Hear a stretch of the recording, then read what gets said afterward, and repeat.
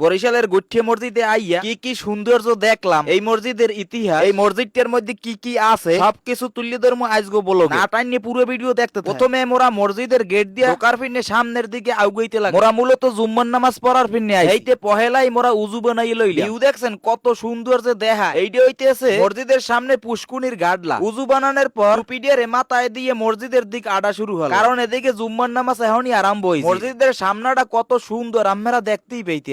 দেখলে পরান্ডা না কার জুড়ে কন্দি। মসজিদের মধ্যে ঢুইকে বইয়ে পড়লাম, নামাজ কালাম শেষ করিয়া মসজিদের মধ্যে সৌন্দর্যগুলো উপভোগ করতে আসলাম। মসজিদের মধ্যে এত সুন্দর কায়দায় কারুকার্য করিয়ে রাখছে, লাইটিং গুলো এত সুন্দর, সত্যি অসাধারণ। মসজিদ দিয়ে বাইরেই আমরা এত সুন্দর একটা ভিউ উপভোগ করতে পারি। নামাজ কালাম পড়িয়ে সবাই ছবি তোলার জন্য কিন্তু রেডি। এ জায়গায় আই একজন ভালোবাসার মানুষের লাগে দেখা, হে আবার হের মোবাইলের ক্যামেরায় মোরে উড়াইয়ে রাখলে কত সুন্দর ভিউ। নয় এখন মসজিদের ইতিহাস সম্পর্কে কিছু জানি। এই মসজিদটার নাম হইলে বাইতুল আমান জামে মসজিদ, এটারে এক কথায় গুঠিয়ে মসজিদ বলে। 16 ডিসেম্বর 2003 সালে শরফুদ্দিন আহমেদ সান্টু এই মসজিদটি নির্মাণ করেন। 2006 সালে এই মসজিদটির নির্মাণ কাজ শেষ হয়। উজিরপুর উপজেলার গুঠিয়ার চাঙ্গরিয়া গ্রামে এই মসজিদটি অবস্থিত। এই মসজিদটি পবিত্র কয়েকটা স্থানে মাটি দ্বারা নির্মাণ করা হয়েছে। এই মসজিদ নির্মাণের আগে যে মসজিদটা ছিল সেই মসজিদটা ছিল এই জায়গায়। মসজিদ দিয়ে বাইরে বাম দিকে যদি আরতে থাকে আই একটা দিঘি দেখতে পাইবেন। এই জায়গায় আইলেই দেখতে পারবেন এত সুন্দর সুন্দর হাঁস। কতে কাজ দেখবেন রাস্তায় খাওন খায়, আবার কতেক দেখতে পারবেন দিঘির মধ্যে হাতরায়। যাই হোক মোরা সামনের দিকে আগুইতে লাগলাম। যত সামনে যাই অতই মুগ্ধ,